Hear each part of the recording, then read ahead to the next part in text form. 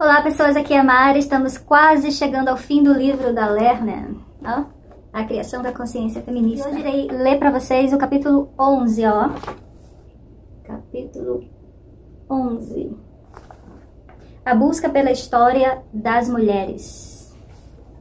E aí vai ser a partir da página 305, escuta, A Busca pela História das Mulheres. A história da civilização ocidental, como em geral se acredita, começou na Suméria, no início do segundo milênio antes de Cristo, como consequência direta da evolução da escrita, e que data de quase 1000 anos antes. A história, a preservação e a coleta de documentos escritos e sua constante reinterpretação por sucessivas gerações de especialistas dependem da alfabetização de pelo menos um grupo de elite, e durante a maior parte desses 4000 anos de civilização ocidental, serviu aos interesses das elites dominantes. Isso distingue a evolução da escrita do processo de evolução histórica, que ocorre independentemente da existência de alfabetização ou interpretação, e no qual participam grupos não pertencentes à elite de forma igual ou talvez até mais significativamente do que as elites. O que me preocupa aqui é a história escrita das sociedades letradas e a maneira como ela afetou e tratou homens e mulheres de modo diferente. Os primeiros documentos produzidos com o propósito de preservação e interpretação histórica foram as modernas listas de reis entre aspas, da Suméria. A primeira lista começa com 10 reis que provavelmente tiveram seu reinado antes do dilúvio, entre aspas, a lista seguinte, com 19 reis que governaram após o dilúvio, outras até a terceira dinastia de Ur. A duração do reino de cada rei é citada, totalizando períodos fantasticamente longos, como 1500 ou 1200 anos cada. Um fato que, presume-se, tem o objetivo de aumentar a importância do rei. No entanto, apesar de tais elementos não científicos nas listas de reis sumérios, foram pelo menos parcialmente validados por evidências arqueológicas e outras, de modo que possam servir de fato como base para a documentação histórica. Essas listas de governantes, muitas vezes incluindo figuras mitológicas, bem como pessoas reais do passado, foram usadas para legitimar as reivindicações de autoridades de governantes existentes, muitos deles usurpadores. Em virtude dessas listas, um rei de autoridade questionável poderia reivindicar a descendência de um deus ou deusa, ou traçar sua linhagem até um governante reconhecido do passado. Os incluídos nas listas tendiam a se tornar figuras heróicas, muitas vezes mitológicas, dotando a coletividade que os reivindicava. Na maioria dos casos, cidades-estado recém-estabelecidas de um passado legítimo e reconhecível.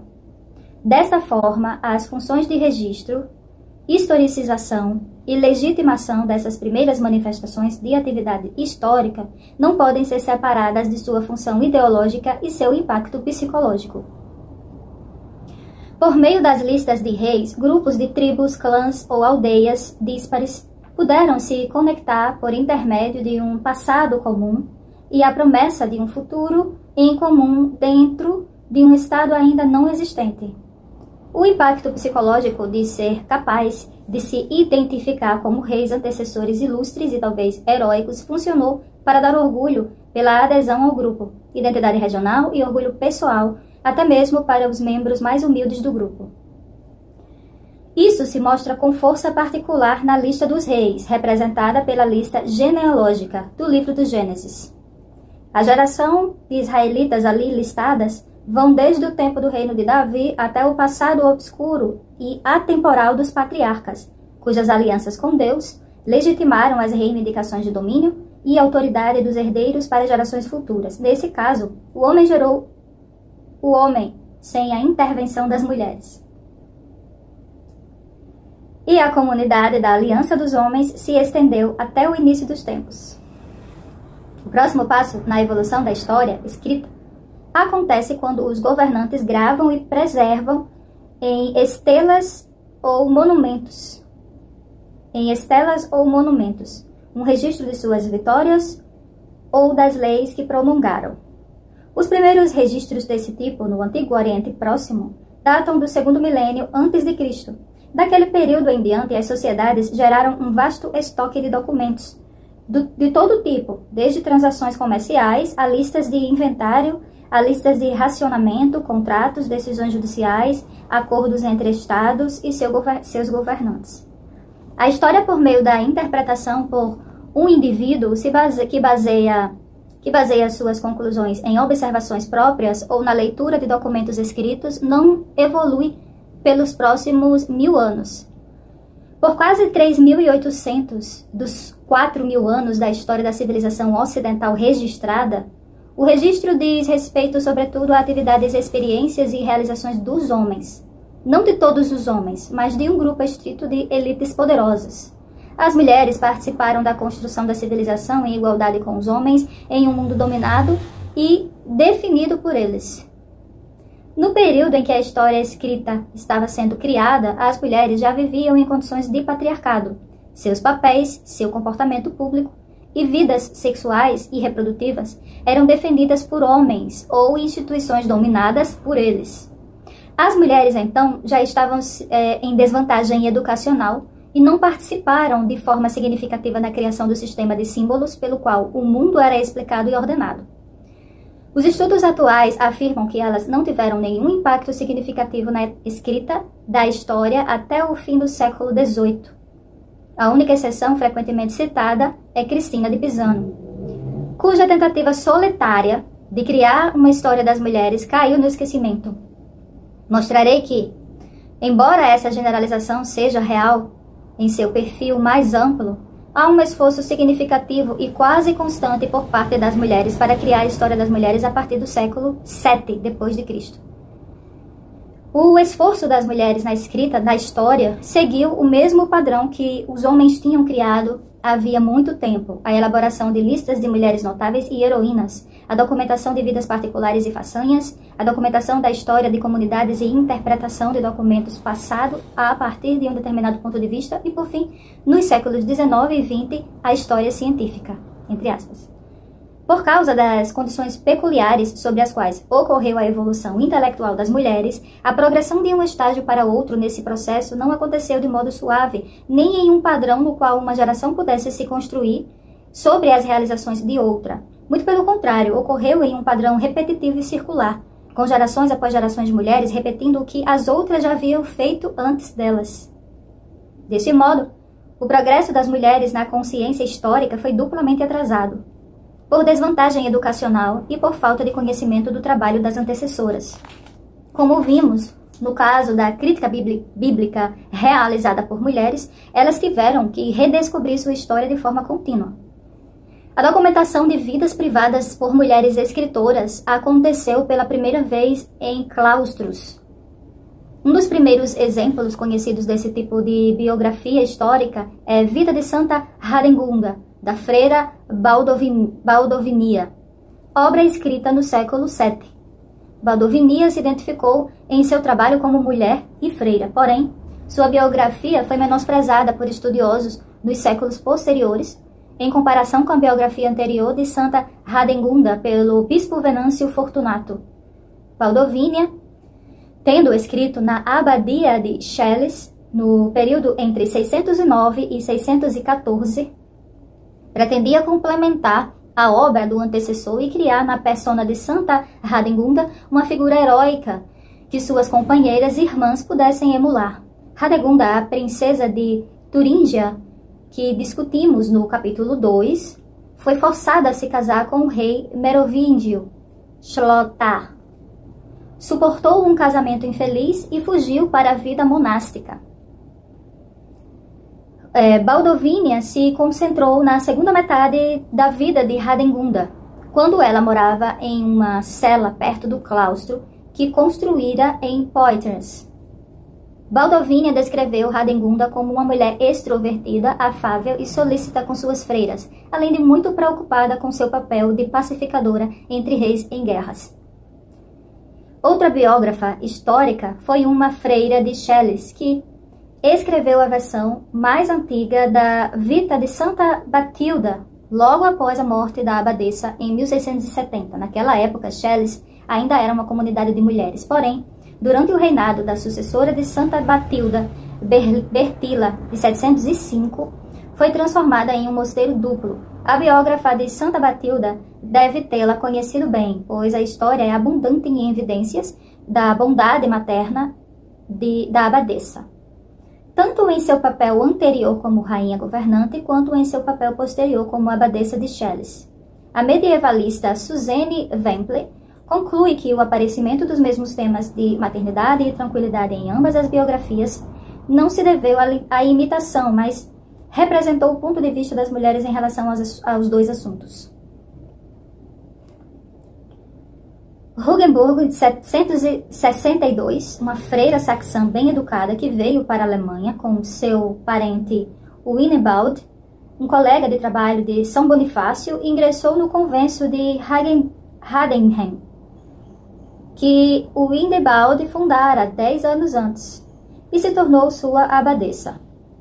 Escreveu 2 biografias, uma do bispo Winebald e outra de seu irmão Willibald, descrevendo a peregrinação de 7 anos deste último à Terra Santa. Esse não é apenas um livro de viagens, mas um relato da conversão de alemães e francos ao cristianismo, portanto, de modo rudimentar, um relato histórico. Ela indicou sua autoria por um criptograma de seu nome no manuscrito mais antigo, o Renascimento Carolíngio, que expandiu as oportunidades educacionais principalmente para os homens, mas também para as mulheres da família real, não levou à promoção da autoria feminina.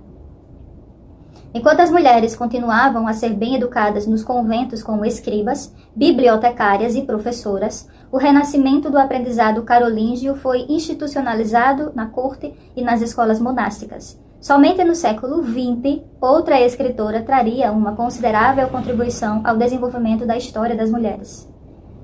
A freira Roswitha de Gandersheim, que viveu de 932 a 1002. Veio da alta nobreza e é bem possível que fosse membro da família real. Ela pode ter entrado jovem no convento, onde recebeu uma excelente educação, que incluía não apenas assuntos religiosos, mas prosódia latina, matemática, astronomia e música. A rica biblioteca do convento pode ter ajudado a fomentar sua educação. Na época em que estava em Gandersheim, essa poderosa abadia foi libertada tanto da igreja quanto do governo real, com a abadesa tendo autoridade suprema. A abadesa de Gandersheim tinha o próprio tribunal, enviava os nobres de suas terras para a batalha e tinha um assento na Reichstag. Algumas das freiras, e é bem provável que Roswitha estivesse entre elas, eram na verdade cânones. Tinham que fazer apenas votos de castidade e obediência, não votos de pobreza. E com permissão, eram livres para entrar e sair do claustro. Podiam ter livros e algumas propriedades, e também ter criados e receber visitantes.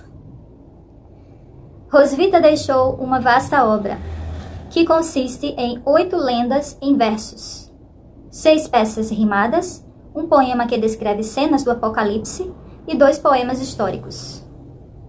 Ela escreveu 2 vitae dos maiores patronos de Gandersheim, Anastácio e Inocêncio, mas os manuscritos se perderam. O estudioso mais recente a analisar extensivamente seu trabalho, Peter Dronke, acredita que haja boas evidências de que suas peças foram encenadas ou pelo menos tenham ganhado leituras dramáticas na corte durante sua vida. O que é de maior interesse nesse caso não é somente seu talento como escritora e ser a primeira dramaturga europeia conhecida, mas o fato de que todo o seu trabalho se preocupa com a história, e em particular a história das mulheres.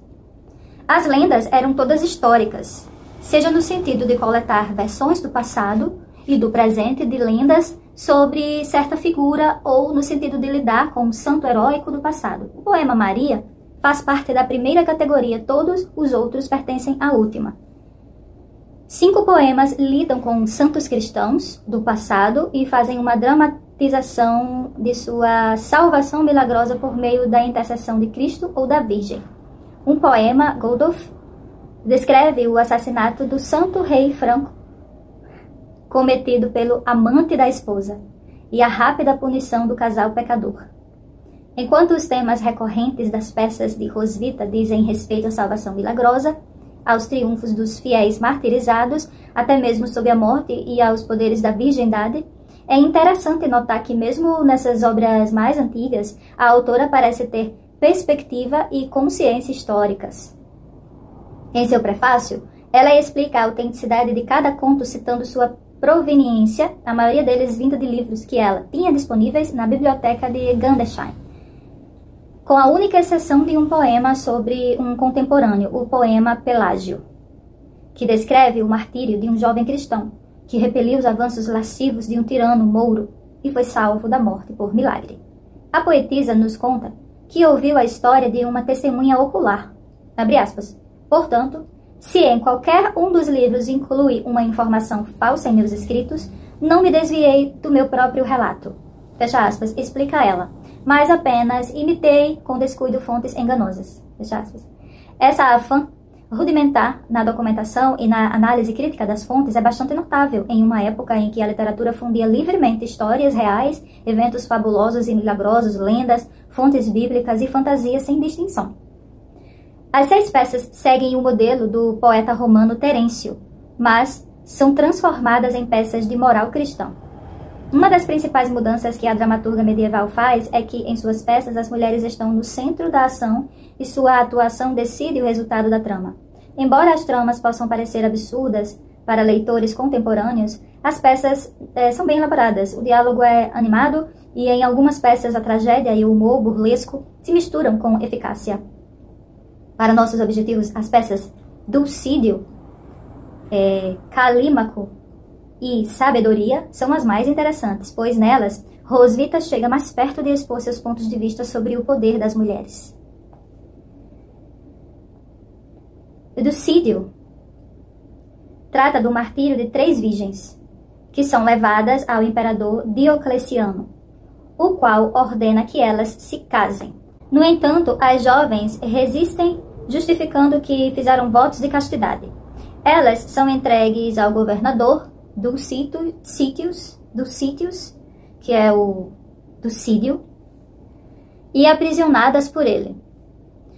Ameaçadas de estupro pelo governador, são salvas por um milagre. Ele confunde as panelas e frigideiras da cozinha com objetos de prazer e as ataca até que seu rosto e corpo fiquem cobertos de fuligem, enquanto as garotas o observam por uma fenda na parede e riem dele. Então entrega as donzelas a Sicínios, responsável por puni-las, por se recusarem a adorar os deuses romanos, mas ele também se torna vítima de delírios. Mesmo assim, consegue fazer com que 2 delas sejam queimadas e a terceira morta a flechadas. Neste caso, Roswitha enfatiza 2 de seus principais temas, o poder da castidade sobre o poder dos homens e a salvação por meio do martírio. No entanto, a origem de sua peça é histórica. A peça é baseada em éditos do imperador Diocleciano, retirados de os Atos dos Mártires Cristãos. Aí já a peça Calímaco também aborda o estupro. Calímaco diz a Drusiana que a ama. Contudo, ela o rejeita, não só porque já é casada, mas também porque já fez votos de castidade. Ele a ameaça de estupro e ela pede a Cristo que a ajude a morrer.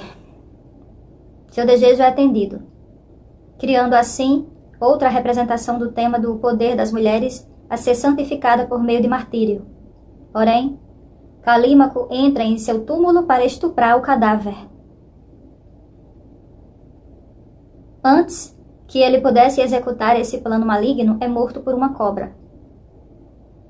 Ele e Drusiana são ressuscitados mais tarde e ele se converte às crenças dela. Mais uma vez, o tema é o poder da mulher, não apenas de petição e resistência inabalável, mas também de efetuar conversões milagrosas. Até parece. Ainda bem que é só uma peça, né? A descrição. É só uma peça? Até hoje tem homens que violam cadáveres. Um dia desse saiu no jornal um caso desse. Não sei se vocês viram, não sei se vocês lembram. A arte imita a vida real.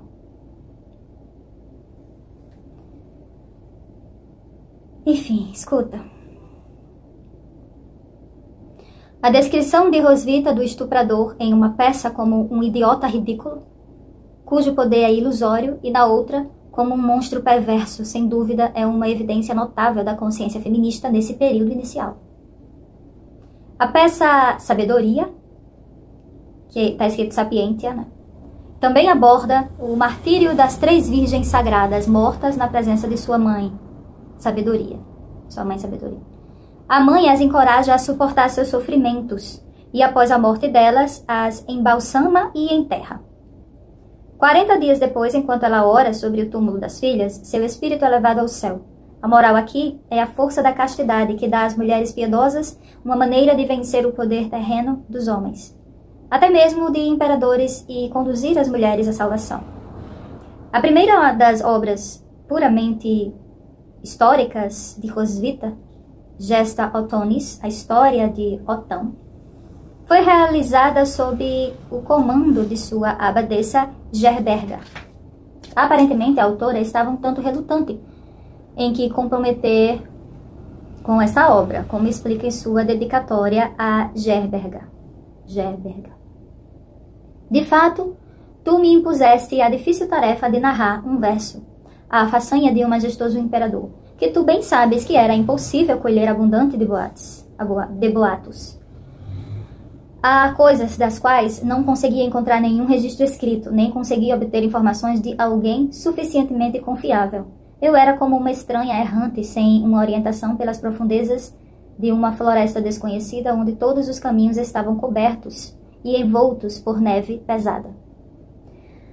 O fato de Roswitha ter recebido a missão de celebrar a vida e os feitos de seu soberano Otão I, que também era tio de sua supervisora, a abadesa Gerberga, demonstra a grande reputação que havia conquistado aos 30 anos de idade, como resultado de suas peças e poemas.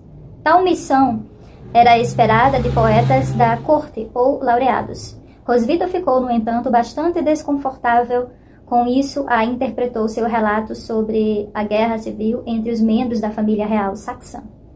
O poema, que foi escrito em 965 e 968, termina quando Otão I estava no auge de seu poder como rei, mas antes de se tornar imperador. Como ela declara na citação anterior, ela encurtou seu relato porque se sentiu desconfortável com a disponibilidade de fontes neutras e confiáveis, o que diz bastante sobre a autoconsciência como historiadora, obrigada a fornecer um relato equilibrado. No entanto, a tarefa também era difícil para ela em razão de seu sexo. Não creio que seja apropriado para uma mulher frágil que mora no recinto de um mosteiro pacífico falar de guerra.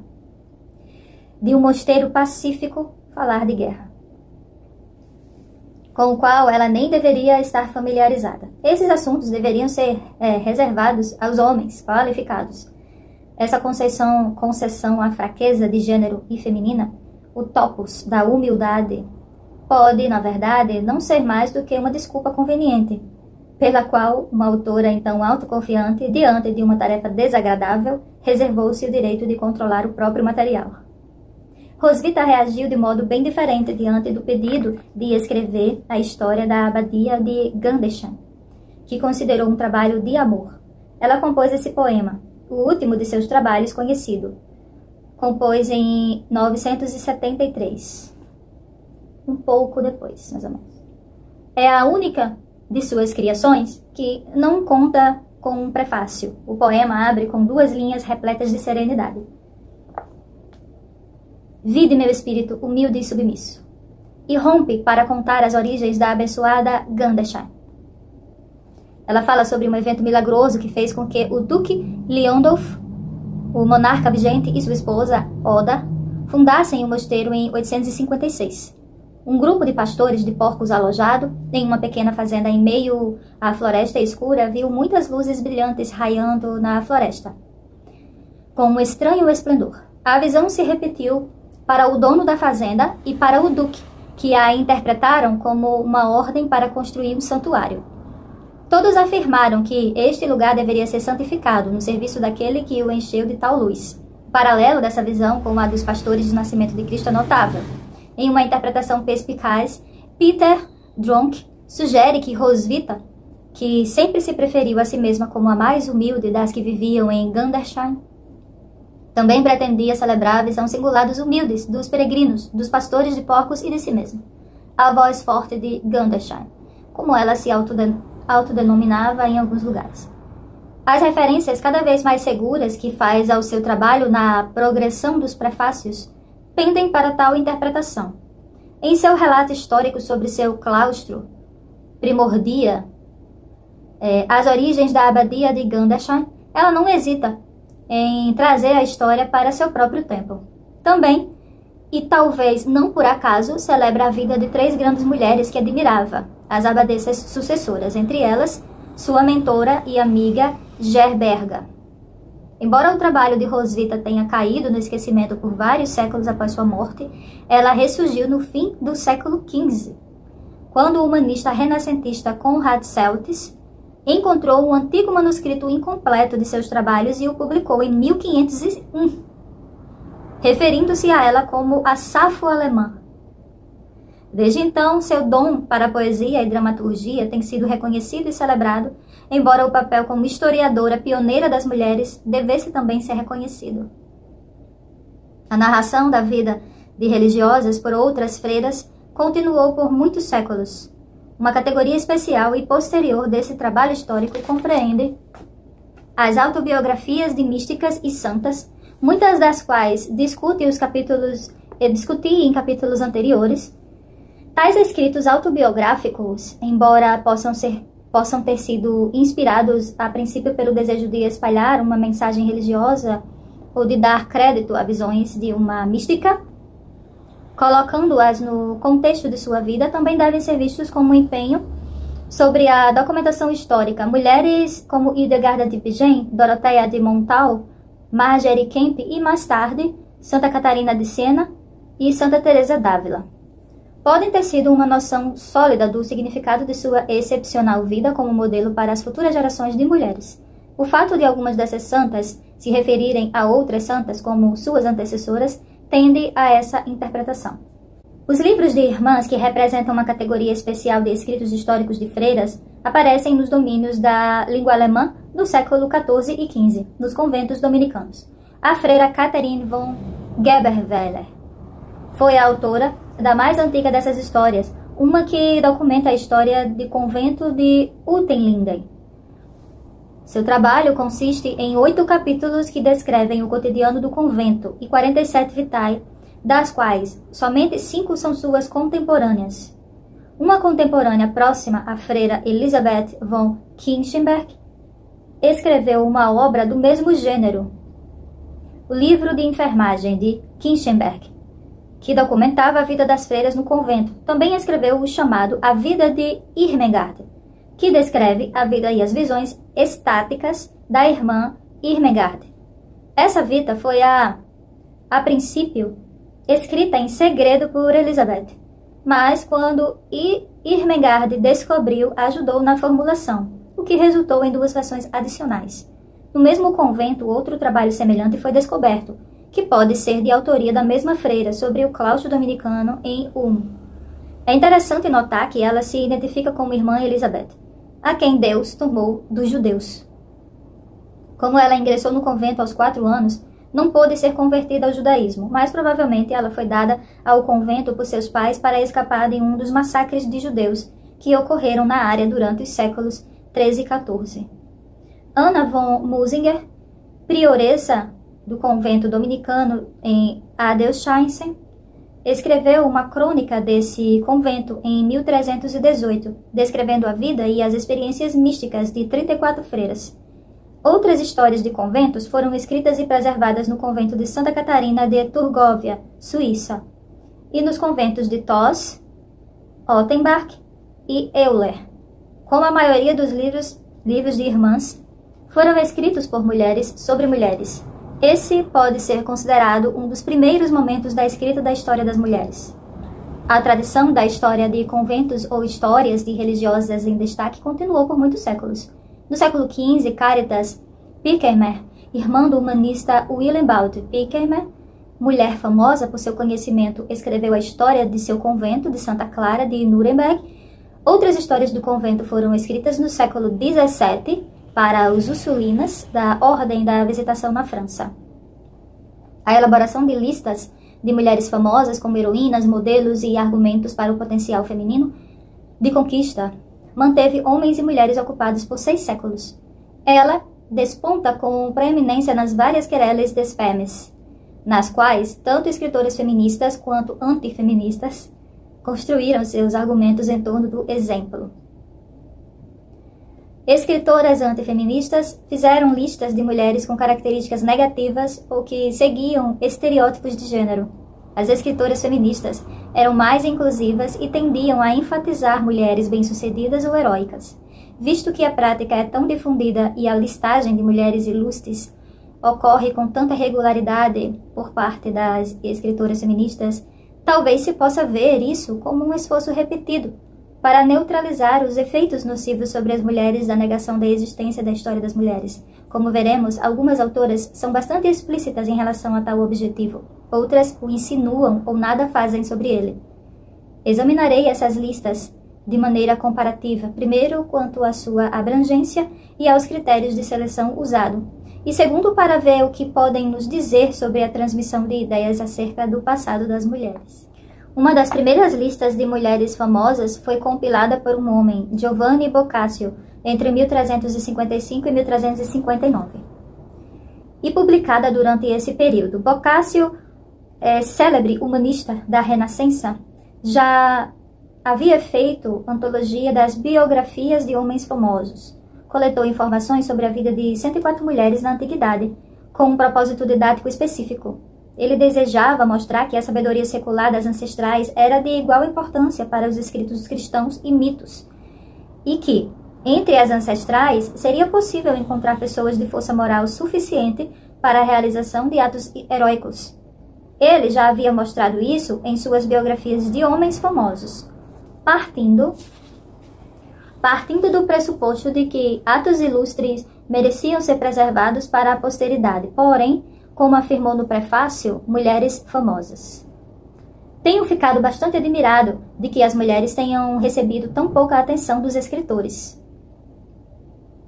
Que elas não tenham recebido nenhum reconhecimento em qualquer trabalho dedicado especialmente a elas, embora possa ser visto claramente que algumas delas agiram com tanta força quanto valentia. Se os homens devem ser elogiados sempre que realizam grandes feitos com a força da natureza que a natureza lhes deu, quanto as mulheres devem ser mais exaltadas, quase todas as quais são dotadas de ternura, corpos frágeis e mentes... Tá indo bem? E mentes vagarosas por natureza. Se elas têm adquirido um espírito viril, e se com aguda inteligência e notável fortaleza, elas ousaram se afirmar e realizaram até mesmo as ações mais difíceis. Aqui, Boccaccio expressa os conceitos renascentistas das mulheres como sendo de natureza mais frágil, gentil, de intelecto inferior, o que coexiste com esse estereótipo de mulher viril, a mulher com força e valentia. Ao elaborar esse conjunto contraditório de definições para as mulheres, foi possível explicar a heróica, a excepcional, a mulher erudita, sem ver as definições patriarcais de gênero como problemáticas. Já vimos que muitas mulheres também aceitaram esse conjunto de definições e tentaram encaixar seus argumentos nele. A lista de Boccaccio inclui figuras mitológicas e alegóricas, tais como as musas, Ceres, Circe e Isis. A lista também inclui mulheres cruéis, como Medeia, Medusa... Ai, nem... Mulheres cruéis. É isso, Medusa e Semprônia. Boccaccio explica em seu prefácio que ele desejava incluir não somente aquelas que eram famosas por suas virtudes, mas também aquelas que se tornaram renomadas para o mundo por meio de qualquer tipo de ato. Ele comenta que a maioria dos relatos históricos sobre os homens, aqueles que eram renomados devido a atos esplendorosos com frequência, entre incluídos como Graco, Aníbal e Crasso, homens de mau caráter e conhecidos por seus atos malignos, ele também excluiu de forma deliberada todas as mulheres cristãs, porque eram quase sempre honradas, e seus atos de virtude, virgindade e santidade foram bem celebrados, enquanto os atos das mulheres pagãs não foram previamente registrados nem celebrados. Isso é uma coisa positiva, pelo menos escreveu sobre. As definições de Boccaccio sobre essas mulheres não são precisas, nem do ponto de vista histórico, nem do mitológico. As fontes usadas por ele eram, na maioria, dos autores latinos da antiguidade, e ele as usa sem respeito especial, descartando informações e acrescentando material inventado. Vale. Ele pretende contar uma história agradável e incluir alguns sermões agradáveis à virtude, e adicionar incentivos para evitar e detestar a perversidade, de modo que, ao adicionar prazer a essas histórias, seu valor entraria na mente furtivamente. O desejo de entender e ao mesmo tempo servir a uma finalidade didática moralista ficou evidente também em outras obras de Boccaccio, como o Decameron. Mas essa característica pode ter predominado em mulheres famosas, porque falava para um público de mulheres que acreditava ele e merecia tanto saber de suas famosas antecessoras, quanto ser moralmente instruídos no processo. A lista de Boccaccio foi o ponto de partida e modelo para outros dos muitos séculos. A primeira mulher a seguir esse modelo foi Cristina de Pisano, que, em 1405, publicou A Cidade das Damas, uma tentativa corajosa e abrangente da defesa das mulheres e de uma história das mulheres universal. Cristina usou Boccaccio como referência para quase 3/4 de sua lista de mulheres, porém, não utilizou a lista inteira dele, e de modo significativo afastou-se de seu texto ao tecer comentários sobre as mulheres. Ela também impôs uma ordem totalmente diferente em sua lista, que flui de sua estrutura conceitual e seus objetivos diferentes. Cristina tinha experiência em realizar trabalhos históricos por ter escrito antes sobre a história do reinado de Carlos V da França, que havia sido encomendado pelo irmão do rei, com base em evidências escritas e no testemunho de informantes. Embora o livro tenha sido escrito inteiramente em consagração ao rei, abrangeu suas façanhas militares, políticas e domésticas e liderança moral. Na época em que ela começou seu trabalho com A Cidade das Damas, havia escrito e publicado vários livros diversos e desenvolvido suas observações sobre as mulheres em uma troca de cartas a respeito de O Romance da Rosa. Ela escreveu ainda uma obra em prosa com mais de uma centena de narrativas curtas, portanto, estava bem preparada como escritora e historiadora para seu principal trabalho. Ela iniciou o livro com um relato admirável da transformação de sua própria consciência. Debruçada em seus estudos, lendo um dos muitos folhetos misóginos da época, ela começa a se perguntar: como é possível tantos homens diferentes estarem tão propensos a expressar tantos insultos perversos sobre as mulheres? Parece que todos eles falam da mesma boca. Podemos acabar por aqui? Brincadeira. Ela analisou sua experiência e a si mesma, e não conseguiu encontrar nenhuma evidência para embasar as afirmações desses homens. No entanto, se curvou à autoridade de homens especialistas, e então eu confiei mais no julgamento dos outros do que em eu mesma sentia e sabia. Aqui, pela primeira vez, no registro escrito, temos uma mulher definindo a tensão que toda pensadora vivenciava entre a autoridade dos homens, que lhes negavam igualdade como pessoa, e a própria experiência.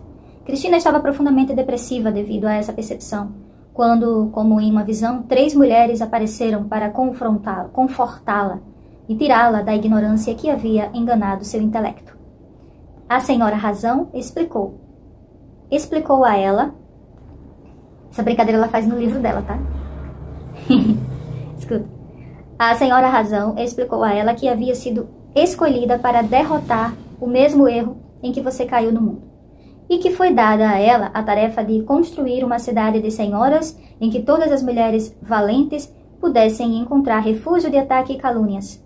As outras 2 senhoras, Retidão e Justiça, São 3 senhoras que aparecem para ela e começam a conversar com ela de maneira alegórica no livro que ela fez, né? Em 1405, Cidade das Damas, né? Cristina de Pisano. Então, retomando aqui. E as outras 2 senhoras, Retidão e Justiça, a ajudariam nessa tarefa. Maravilhada e com êxtase, Cristina pediu às 3 mulheres que explicassem por que os homens atacavam e caluniavam as mulheres de forma tão universal. As senhoras deram várias explicações. Os homens eram motivados por ganância, inveja, impotência e desejo frustrado. O longo diálogo que se seguiu com as 3 guias espirituais permitiu a Cristina de Pisano desenvolver seu argumento histórico e ilustrar, por exemplo, as virtudes das mulheres. Essa passagem alegórica, que pressupõe que o sistema explicativo patriarcal se baseia no erro, estrutura o livro. Isso determina também o modo como usa suas fontes, enquanto Boccaccio, com algumas exceções, seguiu um esboço quase cronológico. Cristina de Pisano organizou sua lista para seguir uma série de temas e argumentos. Ela também usou diferentes critérios de seleção. Desejava escrever a história das mulheres universal e de suas conquistas, por isso incluiu mulheres da antiguidade, da era cristã e até de suas contemporâneas. Reinterpretou a vida das mulheres de sua lista de maneira significativa, já que seu objetivo era diferente do de Boccaccio, que queria provar apenas que existiam mulheres ilustres na antiguidade. Cristina de Pisano escreveu em defesa das mulheres contra o que ela considerava ataques misóginos dos homens, e escreveu de um ponto de vista inteiramente centrado na mulher. Ao revisar a lista de Boccaccio, portanto, não só excluiu todas as mulheres mas muitas vezes reinterpretou a história das mulheres com má reputação para apresentá-las sob uma perspectiva positiva. Isso é mais óbvio em sua abordagem sobre Medeia, que é citada com o título A Fidelidade das Mulheres Apaixonadas, sem nenhuma referência ao assassinato dos filhos. A história de Medeia, escrita por Boccaccio, insiste na condenação de sua traição, seu encanto e sua crueldade. Ele descreveu o assassinato do irmão de Medeia, o roubo da riqueza do pai, a conquista de Jasão pela feitiçaria e, por fim, o assassinato dos filhos por ciúme. Cristina ignorou todos esses crimes. Em vez disso, ela deu crédito a Medeia pela sabedoria e habilidade mágica que ela usou para ajudar Jasão a ganhar o velo de ouro, com a condição de que ele a tornasse sua esposa e fosse fiel a ela. No entanto, Jasão mentiu sobre sua promessa, dado que, depois que tudo ocorreu como ele queria, ele trocou Medeia por outra mulher. Com isso, Cristina nos conta, Medeia ficou abatida e assim terminou sua história. Outro exemplo semelhante é o tratamento da romana Semprônia. Primeiro, Boccaccio elencou suas realizações notáveis, sua beleza extraordinária, a excelente memória, a capacidade de aprender latim e grego e escrever poesia, seu charme, eloquência e bom humor. Dedicou 2 parágrafos às virtudes dela, depois continuou por mais 4 parágrafos listando seus vícios, sexualidade excessiva e aberta, ganância por dinheiro, sua falta de moderação e, por fim, sua participação na conspiração catilinária. Cristina pegou os primeiros 2 parágrafos, elaborou-os bem e apresentou Semprônia como um modelo de inteligência e engenhosidade, então ignorou o restante. Nem Boccaccio nem Cristina conseguiram atender aos padrões de objetividade exigidos dos historiadores profissionais quase 600 anos depois. E não é possível esperar que pudessem fazê-lo. A alteração de evidências para fazer uma observação ou transmitir uma mensagem didática era uma convenção bem consagrada na Idade Média. O que é notável é a insistência constante de Cristina sobre seu direito, como mulher, de interpretar o passado de um ponto de vista complacente com as mulheres e de falar como defensora delas. Após questionar a veracidade da tradição histórica ao apontar a tendência de seleção dos homens, Cristina tentou responder a todos os preconceitos banais voltados contra as mulheres. Os homens acusavam as mulheres de governar com imprudência quando tinham poder. Cristina refutou essa colocação, citando uma longa lista de exemplos de mulheres que governaram bem e com sabedoria. Ela respondeu à acusação de inferioridade intelectual das mulheres, citando uma longa lista de mulheres que se destacaram na erudição, poesia, ciência e filosofia. Aqui, como em outros lugares, ela misturou com liberdade figurativas, históricas, com personagens alegóricas e mitológicas. Também tentou mostrar a superioridade das mulheres em relação à sensibilidade e cuidado, citando uma longa lista de esposas e mães virtuosas, virgens, castas, mulheres abnegadas. Todas essas evidências materiais constituíram alegoricamente a cidade das damas. Quando foi concluída, a Rainha do Céu foi convidada para ser sua primeira habitante, com a presença de um grande número de santas. Assim que concluída a cidade, Cristina dedicou-a às mulheres do passado, bem como do presente e do futuro, incitando todas elas a se refugiarem nela, defendê-la e guardá-la de inimigos e agressores. Ela definiu explicitamente os homens que acusam você de tantos vícios em tudo como os inimigos e impediu as mulheres a fugir das calúnias e armadilhas dos homens, para cultivar a virtude, para aumentar e multiplicar nossa cidade e para se alegrar e agir bem. A cidade alegórica das mulheres, repleta de heroínas, de valores e valentia, representa um primeiro empenho consistente de uma mulher para consolidar a história das mulheres como um meio de criar consciência coletiva. Sua tentativa de forjar uma ideologia unificadora tem uma base deliberadamente ampla. Ela fala em vários pontos de todas as mulheres, sejam nobres, burguesas ou de classe baixa. E mesmo sua aparente distinção entre virtuosas e outras não deve ser levada muito a sério, já que, nas várias listas, consegue incluir mulheres perversas e até mesmo as pecadoras.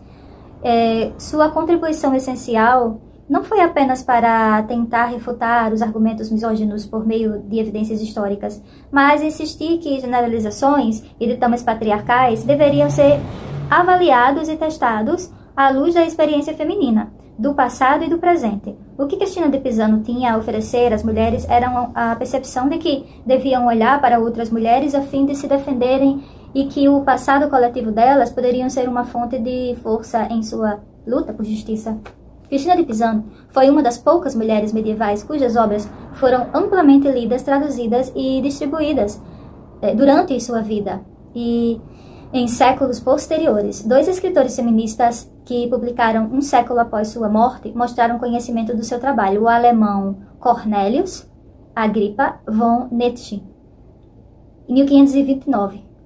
Em seu argumento amplo e explicitamente feminista, usou 1500. Pensamento feminista. Usou a mesma explicação de Cristina para a superioridade das mulheres. Isto é, que foram criadas no paraíso como os anjos e feitas de matéria superior. Ele não deu crédito a Cristina como sua fonte. Ai, homem.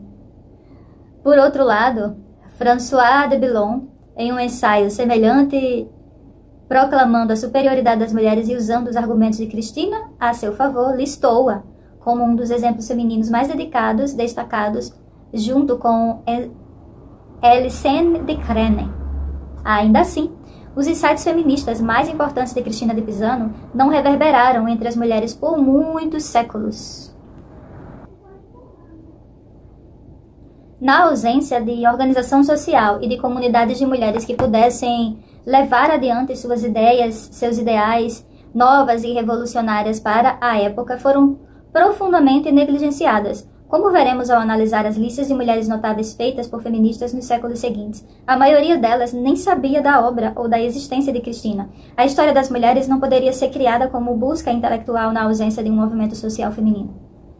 Algumas décadas após a morte de Cristina de Pisano, os primeiros grupos de mulheres eruditas que viviam fora dos claustros surgiram nas cortes renascentistas da Itália. Alguns deles se relacionavam por parentesco ou casamento. Outros haviam conhecido pela reputação a existência de tais mulheres.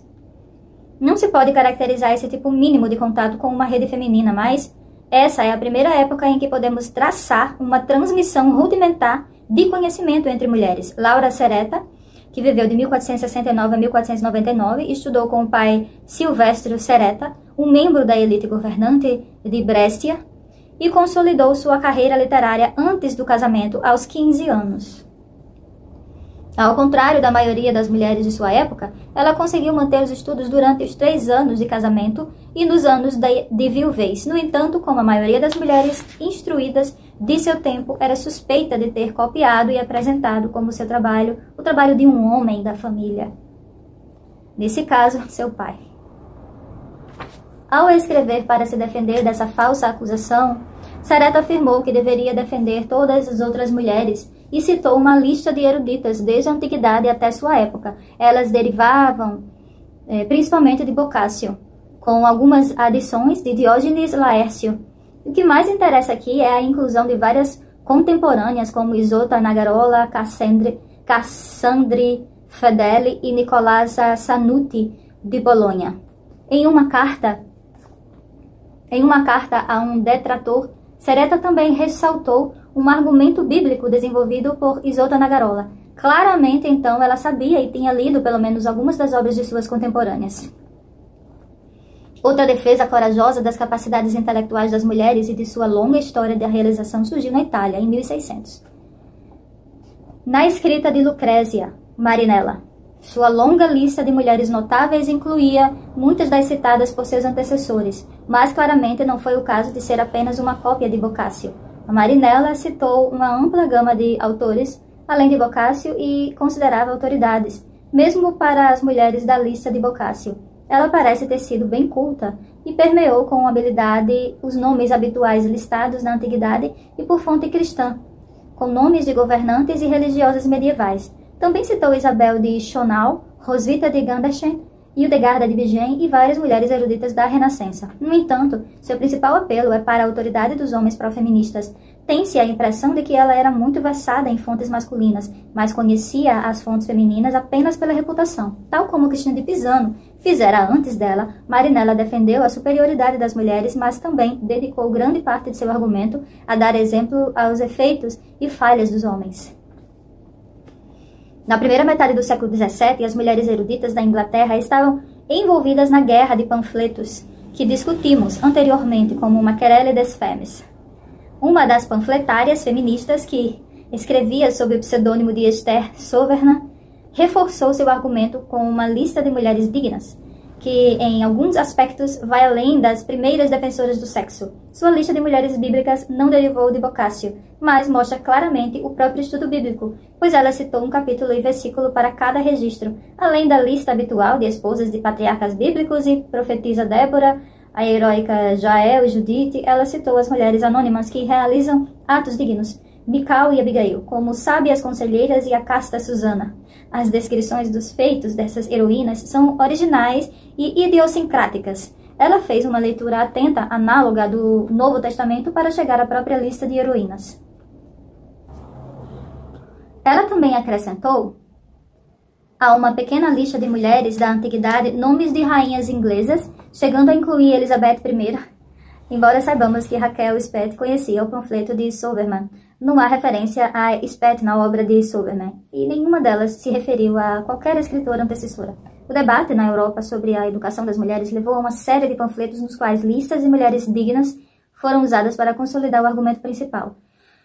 Um dos primeiros e mais citados defensores das mulheres foi Heinrich Cornelius Agrippa von Nenteschen, cujo livro apareceu pela primeira vez em 1529 na Antuérpia, e depois em 5 edições e outras línguas durante 50 anos.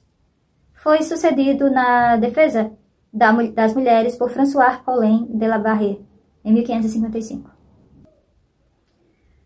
Ambos foram citados com frequência como autoridades por escritores sucessores sobre o mesmo assunto. Na Alemanha, Johann Fraudenloh, em 1631, publicou uma longa lista comentada de mulheres distintas que ele tirou não apenas de Boccaccio, mas de Coelius e Angelo Poliziano, e uma série de referências romanas. Mesmo citando Cristina de Pisano, ele não usou sua lista de A Cidade das Damas. É interessante notar que a lista de Johann não só contribuiu com um grande número de nomes de mulheres alemãs para os notáveis, mas que ele listou com precisão a maioria das mulheres eruditas importantes do Renascimento italiano. Pode-se supor que, em meados do século XVII, a lista de mulheres eruditas famosas na Europa era conhecida por homens europeus instruídos. O fato surpreendente e desanimador é que não era tão conhecida pelas mulheres. A discussão a favor da educação das mulheres foi fomentada depois por um panfleto escrito por um professor de Coburgo, Johann Swalbrey, e colaboração com um certo Jacob Thomasius, professor de Leibniz. O panfleto, que apareceu em 1671, foi muito citado e reimpresso em 1676. Seu argumento para a educação das mulheres é sustentado por uma longa lista de mulheres dignas, que inclui a maioria das mulheres citadas por Frauenloh. No entanto, Thomasius e Swalbrey Citaram muitas autoridades do sexo masculino para informações que listaram, entre eles, 5 humanistas, começando por Boccaccio e incluindo Agrippa von Nenteschen. Mais uma vez, nenhuma mulher foi usada como fonte de autoridade. O alemão Christian Franz Pauline listou 270 mulheres eruditas alemãs em sua defesa da educação das mulheres, publicada em 1705. A lista inclui curiosidades como mulheres deformadas e deficientes. Um trabalho mais acadêmico, que forneceu fontes para sua grande lista de mulheres eruditas, foi publicado 1 ano depois, de Johann Ebert.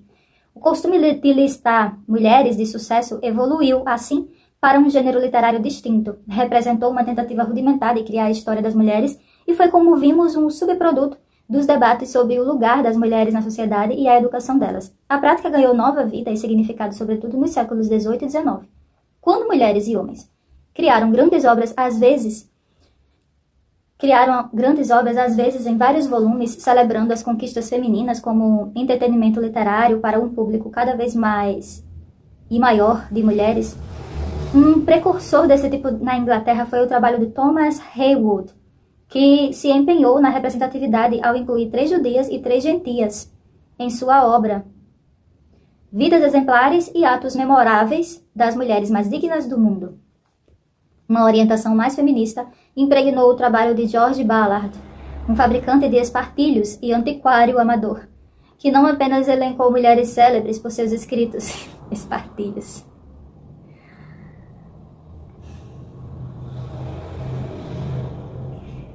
Mulheres célebres por seus escritos e habilidades na linguagem, mas tentou registrar biografias e listagens bastante abrangentes das obras delas.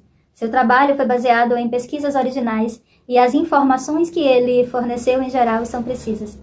Vale a pena notar que Ballard foi inspirado nesse trabalho por Elizabeth Staub, que lhe sugeriu o projeto. A própria Staub havia começado muito antes a pesquisar mulheres notáveis e feito anotações sobre 40 delas em seus cadernos, mas não fez mais nada. Volumes semelhantes de compilação biográfica apareceram na França e em outros países europeus. Citarei apenas um exemplo devido à forma incomum: Mulheres Ilustres, de Madeleine de Scudéry, a autora mais conhecida como Solomierre e uma das romancistas mais prolíficas do século XVII. Combinou na obra discursos friccionais, supostamente falados pelas mulheres em destaque, e biografia. Ela apresentou 40 mulheres, sobretudo da antiguidade, mas destacou como sua heroína a poetisa Safo, que declarou que a única maneira de uma mulher ser conhecida na posteridade é por meio de seus escritos. Na Inglaterra, o trabalho dos compiladores continuou com a publicação de obras de várias mulheres, em resposta à publicação do poema O Caráter Feminino, de 1754, de John Duncombe, Mary Scott. Contestando o fato de ele ter incluído apenas 25 poetisas em sua lista, publicou um poema chamado A Defensora, no qual listou 49 poetisas inglesas. Curiosamente, sua lista inclui Phillis Wheatley, poetisa afro-americana na condição de escravizada, cujo livro de poesia chegara havia pouco tempo na Inglaterra. Biografia de mulheres ou memórias de mulheres ilustres e celebradas de todas as idades e países, de Mary Hayes, que é baseado em Ballard, tentou ser abrangente e totalizou 6 volumes, enquanto Mary Roberts, em Seleta Biografia de Mulheres, Memórias Abrangentes de Mulheres Britânicos Notáveis, optou por ser muito seletivo. As biografias de mulheres eminentes destinadas a atrair leitoras alfabetizadas tornaram-se um gênero popular no século XIX na Inglaterra e em outros países da Europa. Nos Estados Unidos, esse gênero é representado por História das Mulheres, em 2 volumes de Lydia Maria Child. O primeiro volume é uma coleção de informações etnográficas, anedóticas e culturais sobre mulheres de outros continentes, além da Europa e da América do Norte. No segundo volume, Child, cronologicamente e por região, lista mulheres de sucesso e renome. Ela usa compilações anteriores, incluindo Boccaccio e outros autores como fontes. As únicas fontes femininas que utiliza são as escritoras de viagens de Phillis Wheatley. Suas omissões são mais interessantes do que as inclusões. Por exemplo, em Reivindicação das Mulheres, ela lista Margarida de Angulema, ela não menciona nem Cristina de Pizano nem Mary Wollstonecraft.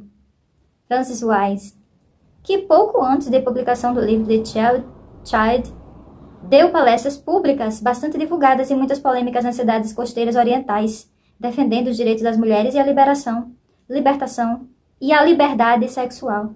Foi rejeitada por Shield em uma referência passageira como uma discípula moderna dos infiéis da Revolução Francesa. A tentativa de Shield de uma discussão cultural e social da condição das mulheres é inovadora, mas sua lista é bastante tradicional. Outro exemplo de gênero é uma seleção de biografias Harriet Beecher Stowe,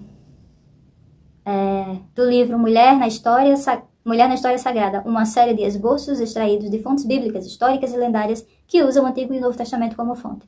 Os esboços são versões literárias ornamentadas de contos bíblicos, sendo a única característica interpretativa da convicção da autora de que o cristianismo foi uma força libertadora para as mulheres. A mesma convicção motivou Phoebe, do livro Filhas da América ou Mulheres do Século. Em sua discussão sobre as mulheres do Antigo Testamento, ela enfatizou que os pagãos tratavam mal suas mulheres, combinou o conceito de superioridade cristã com a afirmação de que o maior potencial das mulheres seria realizado na América. Um tom de celebração e patriotismo similar a esse é evidente em uma série de outras antologias impressas nas últimas décadas do século XIX, todas caracterizadas por um forte viés protestante, branco e anglo-saxão. Sarah Hale, editora do livro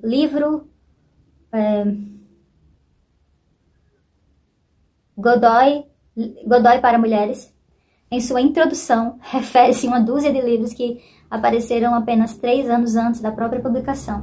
Ela considerou seu trabalho um apoio e incentivo para o progresso educacional das mulheres e afirmou ter reunido 2 registros do mundo, os nomes e as histórias das mulheres ilustres, totalizando 2.500 nomes.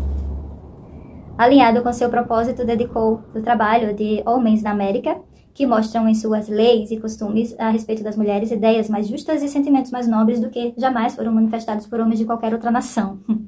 Ele afirmou com veemência que não simpatizava com os que defendiam os direitos da mulher e considerava a igualdade para mulheres um objeto tolo. Porém, ela considerava a mulher a agente da moralidade designada por Deus, a professora e inspiradora das virtudes da humanidade. Sua lista é muito mais abrangente do que qualquer outra publicada antes. Mesmo assim, ela omitiu qualquer mulher que considerasse não muito respeitável, como Wollstonecraft ou Frances White. Não incluiu abolicionistas e nenhuma outra relacionada com defesa dos direitos das mulheres.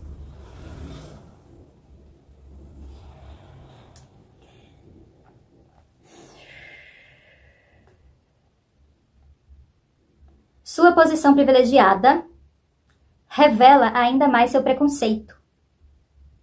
A primeira e a segunda era de sua história contém 53 nomes distribuídos em 149 páginas de texto. A terceira era de 1500 a 1820. Ela considera notável por apresentar a genialidade e desenvolvimento das mulheres anglo-saxãs. Essa seção contém 104 nomes em 412 páginas. A última seção abrange apenas 30 anos, de 1820 a 1850, mas contém 57 nomes em 266 páginas. Ele considerava seus contemporâneos tão importantes que, nesta seção, publicava com frequência seleções de escritos femininos. Como é de esperar, o registro de ele sobre Cristina de Pizano contém uma biografia completa, com longa ênfase nos homens de sua vida, uma lista de seus escritos históricos e nenhuma menção à cidade das damas.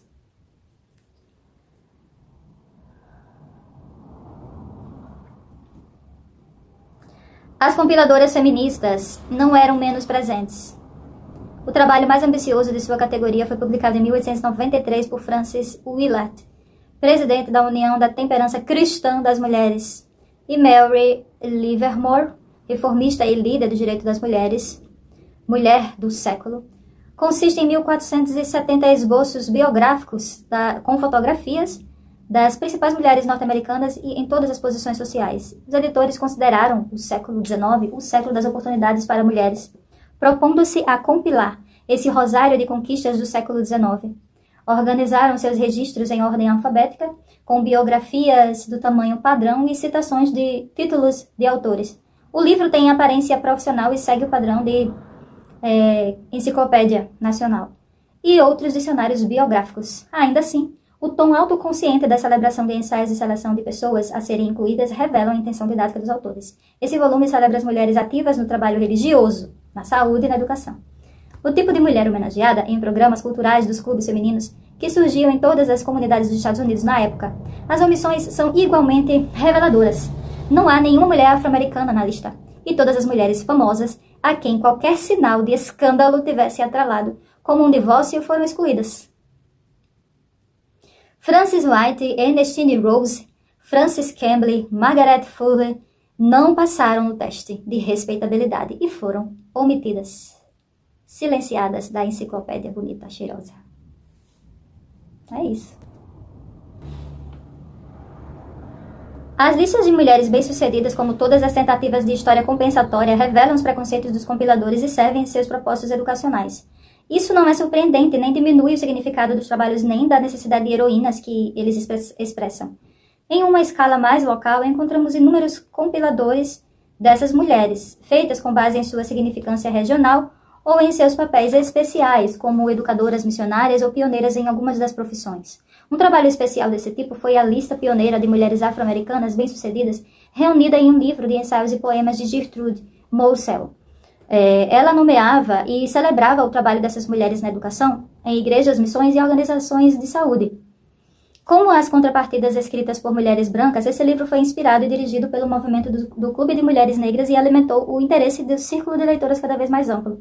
Enquanto as mulheres lutavam para ter acesso ao ensino superior, elas rebatiam os argumentos acerca de sua incapacidade de aprender, mostrando as conquistas de mulheres instruídas no passado. Pode-se dizer que deram continuidade à centenária Querelle des Femmes, de uma forma mais concentrada e intensa, mas sempre sem conhecimento da obra e dos argumentos de suas antecessoras. Nenhum dos compiladores que vi e citei tinham algum conhecimento sobre as mulheres dos séculos passados, que discutiram e lutaram pelos direitos das mulheres, exceto por alguns dos pioneiros da educação das mulheres. Como vimos, os autores de listas se baseavam em fontes masculinas e não conheciam ou não apresentavam o trabalho de mulheres que tinham publicado antes deles.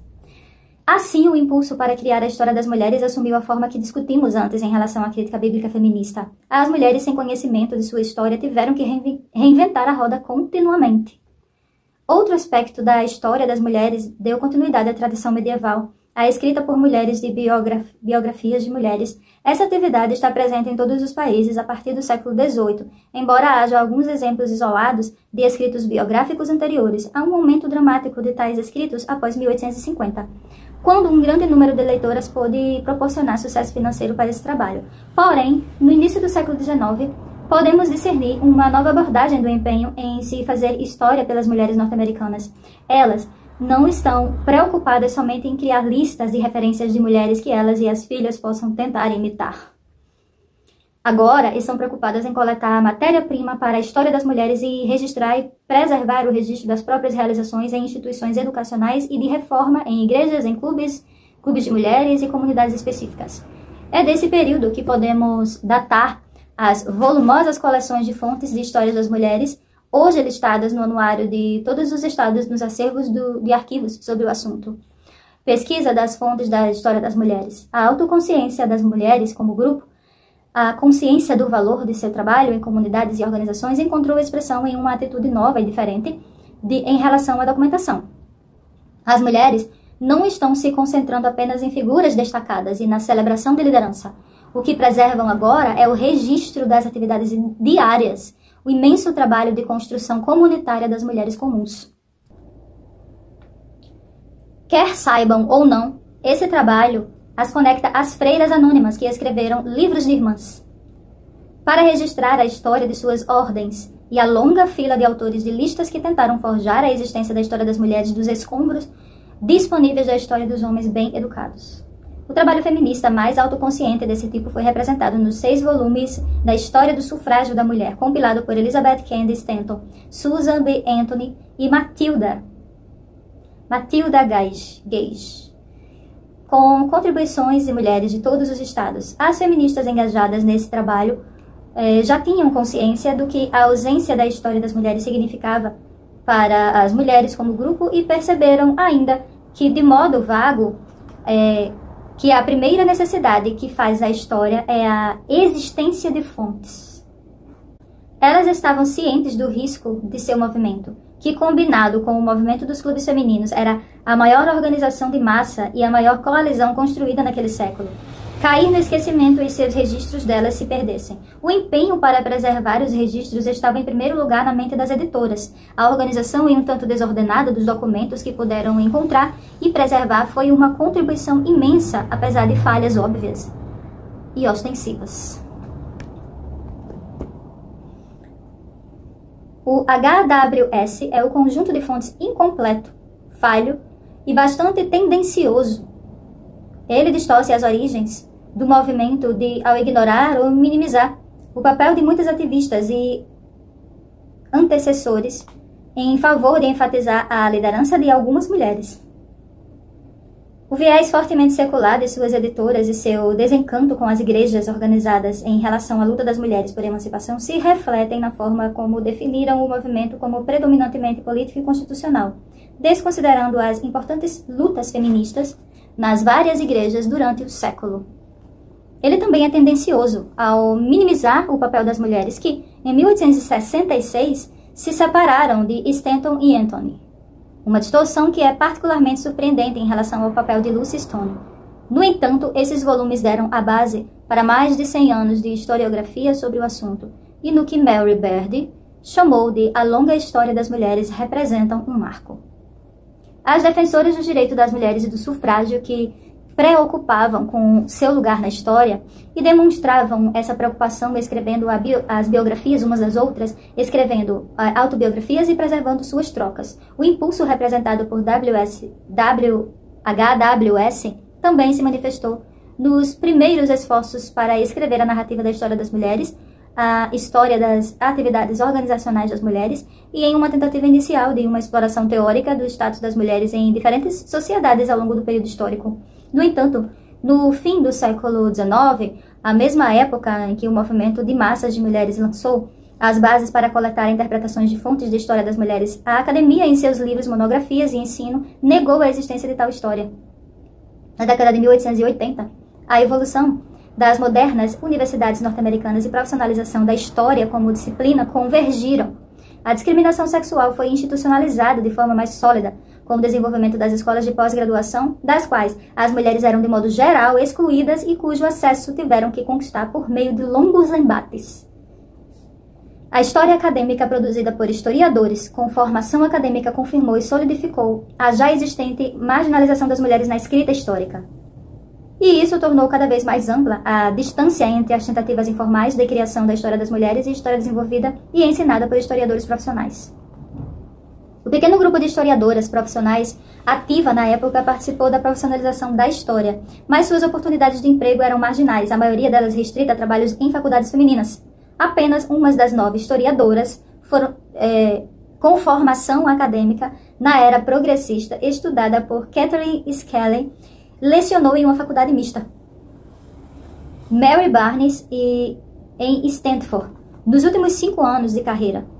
Mesmo quando essas historiadoras com formação profissional ganhavam uma posição na academia, isso foi conquistado por se destacarem em campos tradicionais. Somente 2 delas escreveram sobre a história das mulheres. A doutora Katie Wood, uma médica que se formou historiadora no fim da sua ilustre carreira, escreveu sobre a história das mulheres na ciência. Ellen Summer, historiadora do trabalho, focou na história das mulheres trabalhadoras em um estudo pioneiro que foi bem distribuído em panfletos do governo e continua sendo uma fonte confiável sobre o assunto. Mesmo no século XX, quando mulheres instruídas e plenamente qualificadas em conhecimentos históricos começaram a levantar a questão da marginalização das mulheres na produção cultural, seu próprio trabalho foi marginalizado ou ignorado. Assim como suas antecessoras, a segunda geração de historiadoras profissionalmente instruídas teve que lutar milimetricamente, passo a passo, pelo acesso a oportunidades iguais de trabalho, por apoio e pesquisa, e pela representação em periódicos e convenções profissionais. O pequeno grupo de pioneiras que em 1929 Isso é ontem para a história. Formou a primeira associação profissional de mulheres historiadoras e, a partir de 1934, se reunia todo ano no Congresso de Berkshire sobre a história das mulheres. A fim de dar voz e oferecer apoio às mulheres na profissão, entendeu que, sem a existência de uma rede de apoio feminino, elas não seriam capazes de sobreviver dentro dos limites da secular tradição acadêmica masculina. Dessa geração de historiadoras, surgiu o pequeno punhado que, no fim dos anos 1930, produziu monografias sobre a história das mulheres coloniais e do Sul e a história da educação das mulheres que apontavam o caminho para a evolução futura dessa área. Enquanto isso, as mulheres intelectuais não acadêmicas continuaram a busca pelo estabelecimento da história das mulheres. Há poucas obras da história das mulheres produzidas na primeira metade do século XX. Foram escritas, em sua maioria, por mulheres que não pertenciam à academia, em geral passando despercebida pelos historiadores profissionais. A mais importante dessas obras, A Mulher como Força da História, de Mary Beard, foi ridicularizada por revisores acadêmicos ou mesmo ignorada. Contudo, foi Mary Beard que, retomando o século XV, abordou o tema que Cristina de Pisano havia levantado e que por tanto tempo aparentemente desapareceu da consciência das mulheres. Escrevendo como uma historiadora bem instruída que deliberadamente escolheu não fazer parte da academia, Beard audaciosamente afirmou que as mulheres são e sempre foram uma força na história. As mulheres foram fundamentais para o processo histórico e a história, e para ser fiel à vida, teria de ser escrita de modo que sua perspectiva, seu ponto de vista, estivesse tão representada nela quanto as dos homens. A mulher é e faz história, ela afirmou, dedicando a vida a ser reconhecida por esse fato. A própria Mary Beard foi uma ativista do movimento trabalhista e feminista dos anos 1920. Com um grupo notável de sufragistas mais velhas, lutou durante anos para criar um Centro Mundial de Arquivos de Mulheres, que serviria como um repositório das fontes da história das mulheres e encorajaria o reconhecimento das mulheres como coprodutoras da história. Seu trabalho fracassou por falta de apoio na década de 1940, mas não por completo, pois dessa luta surgiu um dos principais arquivos da história das mulheres nos Estados Unidos, os arquivos da Biblioteca Shainsen na Radcliffe College, bem como, por fim, a coleção Miriam Hold, agora abrigada na Universidade de Princeton. Mary Beard não só conceituou a história das mulheres como um tópico acadêmico, como também escreveu 4 trabalhos pioneiros sobre o assunto, mostrando em seus trabalhos, em colaboração com o marido, o historiador Charles Beard, de que maneira a mudança de foco provocada pela atenção às mulheres transformaria a narrativa histórica. É uma citação. Quando alguém lê obras históricas que abordam longos períodos de tempo, encontra tanto vestígios dos nossos nomes de mulheres, entre parênteses, quanto encontra vestígios de um navio cruzando o oceano.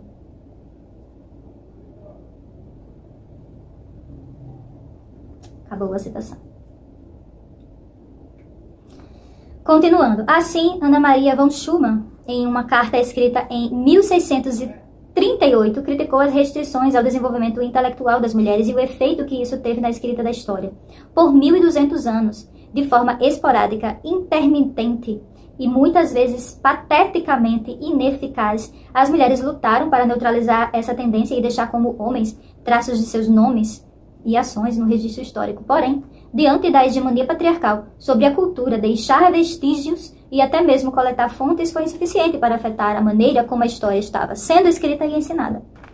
Obras autobiográficas e biográficas, embora produzidas com frequência crescente, enriqueceram o registro das fontes, mas não conceituaram de maneira correta, de maneira coerente, o passado das mulheres. E como pôde ser observado com as pioneiras da história das mulheres no século XX nos Estados Unidos, que tinham um conceito coerente de sua forma e corpo, mesmo seus esforços resultaram apenas em decepção e fracasso.